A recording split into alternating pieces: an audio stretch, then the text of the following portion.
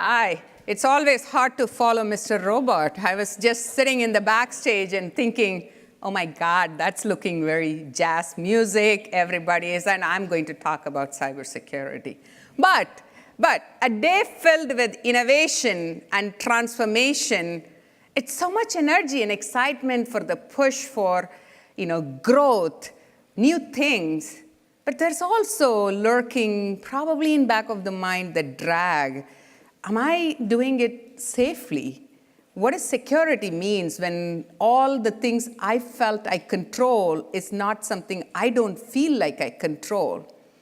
I feel extremely fortunate today to be here with you all and share with you the story and the viewpoint that we have at ForcePoint, working with the government agencies for a long time, what we truly believe. How do we change the drag you feel to be the thrust for transformation? So let's get started. The world is, I think I went forward. OK, let's get started. The world is heating up. What does that mean? I mean, there are recent studies says we are spending $1 trillion, we will be spending $1 trillion in cybersecurity by 2023. And this year alone, or like last year, looking at the projection, the government is spending $26 billion for cybersecurity. The question is, are we feeling safe? $26 billion. The answer is no. The answer is no. Why? Because the threat is coming from today all direction. I mean, whether the threat is coming on attacking the National Hospital in the UK, or it is people having attack on people, or civilians walking on the road.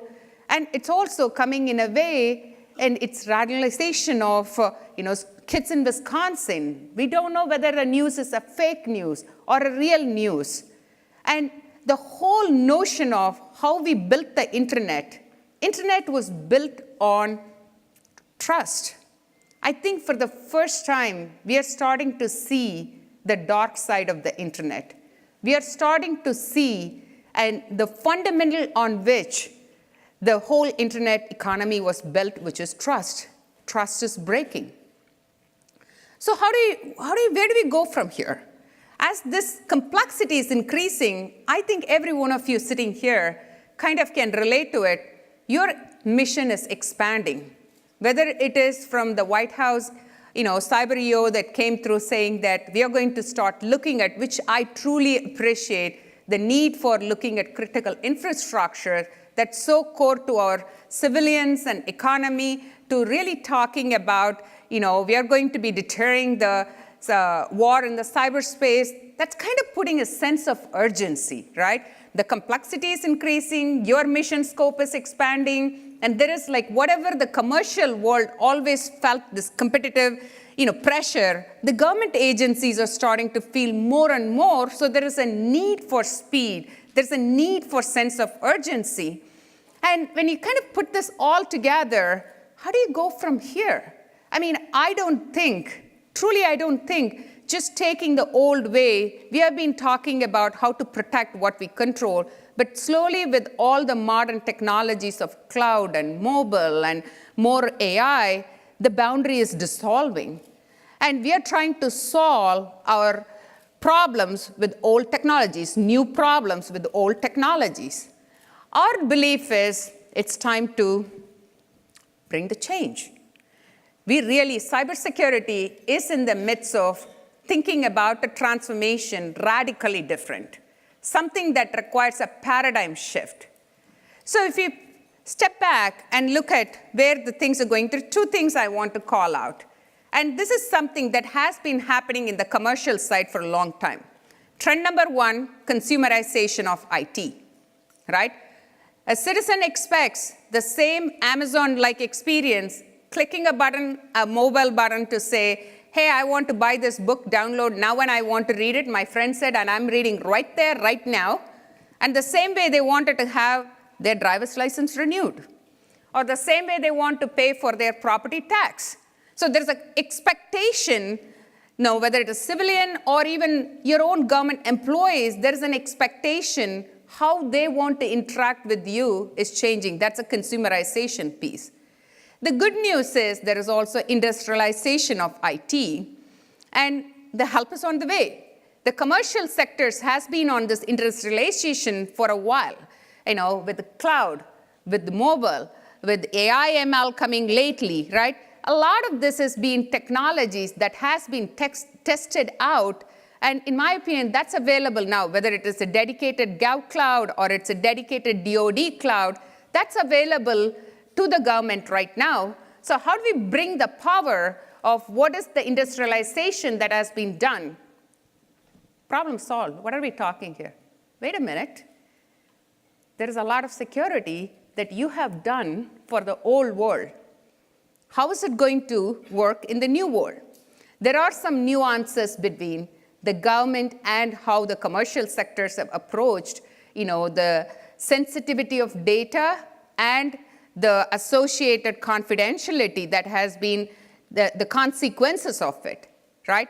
Also remember, data is becoming a new oil. I mean, if you kind of look at the commercial sector, 35% of the business revenue by 2020, the business is predicting it's going to come from data.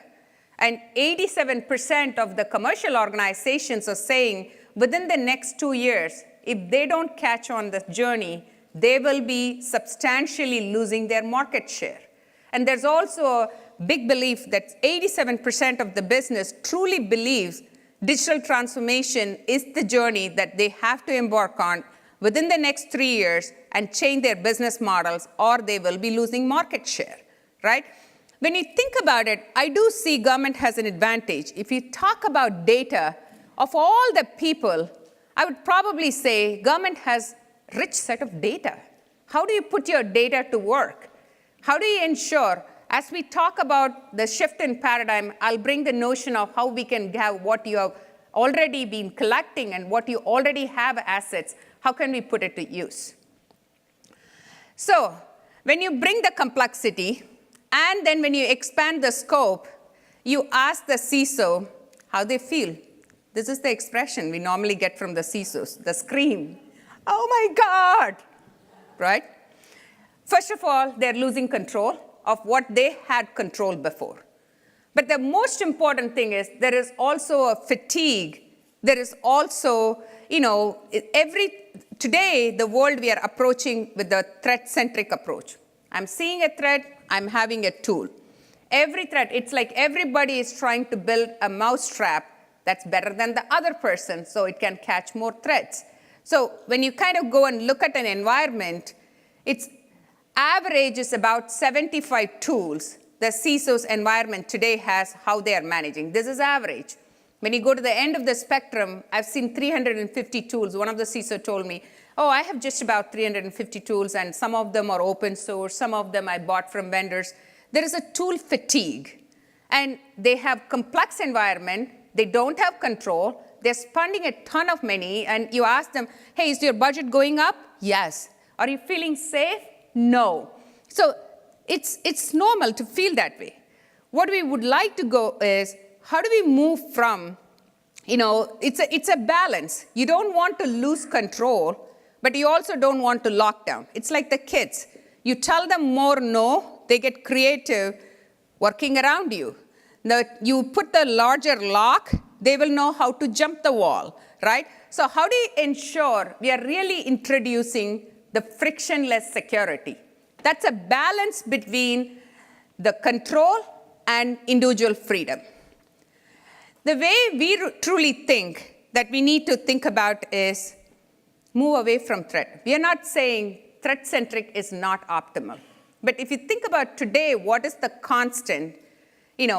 Anytime your assets, whether it's a data or it's your code, that's your IP, that's your asset.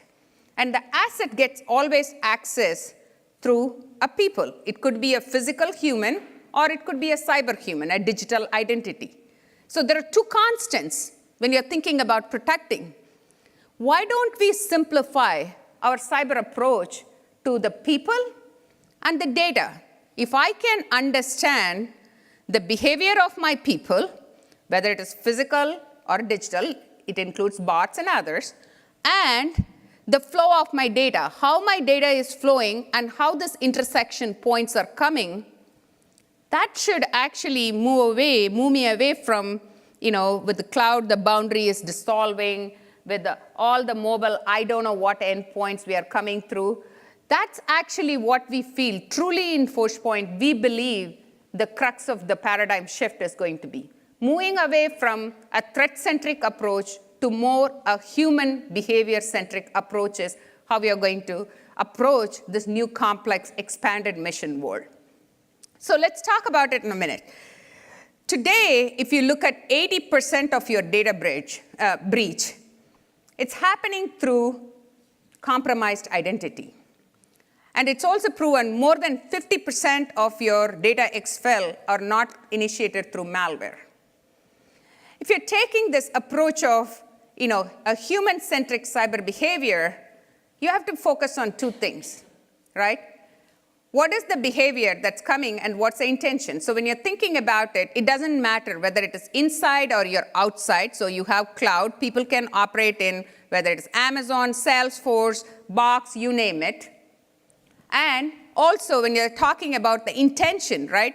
Whether this person is supposed to act, are they doing it? An example could be someone with the critical information of the citizens by mistake sent it to a wrong person. If you know the behavior is to go to a certain place, but there is a deviation from the behavior, if I can deduct those anomalies, then what's the best way I can do it? So when it comes to human-centric behavior, it's all about understanding the baseline and then deducting the anomalies. And I can give you an example from the commercial world today, what major breaches have happened. Take example, the Target breach. If we understood the behavior, why would a HVAC supplier access the internal portal? There's no need for your suppliers to go and access your internal portal. Take example of Equifax breach. Why would one user access millions of records? There are anomalies in the behavior. But that's only one side of the coin. Great, I understood. Someone was malicious or unintentionally not malicious, accidental, but I understood the behavior. But what is required? The action. So the second side, the other side of the coin is near real-time enforcement in an automated fashion. So we call it a dynamic protection. So if you kind of think about the human-centric cybersecurity, it's on one side understanding the behavior and the intent, that's like the brain. The other side is the enforcement and automation that's required to meet the needs in a near real-time fashion, right? So our commitment to your mission, we truly believe as we are moving into this complex world, our joint mission is free the good, stop the bad. We want a frictionless security. It's not putting more barriers to the people, but it is about if I understand your risk profile, and depending on your risk profile, it's really moving away from one-size-fits-all of security to a one-to-one. If I can understand your risk profile, you're a high, so I'm not going to allow you to do certain things, versus if I understand your risk profile, which is a low, based on your behavior, I'm going to allow you to do certain things. Moving away from a one-to-many to a one-to-one cybersecurity, we can truly make a difference, whether it is with our citizens and it is with other nation states, you name it. We really can have free the good and stop the bad. And we also truly believe behavior-centric cybersecurity is the new perimeter. There is no more perimeter. The perimeter-based cybersecurity is dissolving. We really need to move into the constants. In this case, it's the people and the data. With that, I would like to say thank you for the opportunity. And we truly believe that's the way we are going to transform between the private and the public sector together.